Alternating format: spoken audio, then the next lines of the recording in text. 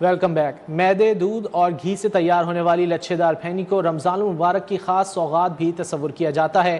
ٹنڈوالہ یار میں رمضان المبارک کی آمد سے قبل ہی پھینی کی تیاری کا عمل شروع ہو جاتا ہے۔ اس وقت ہمارے نمائندے نیوز ون طارق حمید عباسی ایک پھینی دکاندار پر موجود ہیں، مزید ان سے جان لیتے ہیں۔ طارق بتائیے۔ جناب، دیکھنے میں سخت اور کھانے میں اتنے ہی لذیذ۔ میں آپ کو بتاتا چلوں کہ ٹنڈوالہ یار میں بھی رمضان مبارک سے قبل جو ہے کہ فہمی کے اسٹال لگنا شروع ہو جاتے ہیں۔ اس وقت میں ٹنڈوالہ یار کے اسٹال پر موجود ڈیری میرے ساتھ موجود ہے، وہ اس وقت خریداری کرنے کے لیے آئے، ان سے جان لیتے ہیں یہ رمضان مبارک سے قبل جو ہے کہ فہمی کے جو اسٹال لگتے ہیں وہ کس طرح سے رمضان میں پسند کیا جاتا ہے۔ جی آپ بتائیں گے۔ جی ہاں، یہ بہت اچھی اور لذیذ اور ذائقے دار ہے۔ ہم اس کو سحری کے اندر کھائی جاتی ہے اور ہم بہت ذائقے سے کھاتے ہیں، شوق سے کھاتے ہیں۔ یہ ماہ رمضان کا ایک مہینے کا تحفہ ہے جسے ہم بہت شوق سے کھائی جاتی ہے۔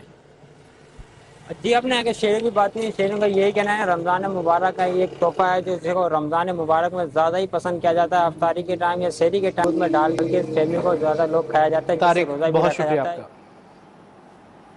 دیگر شہروں کی طرح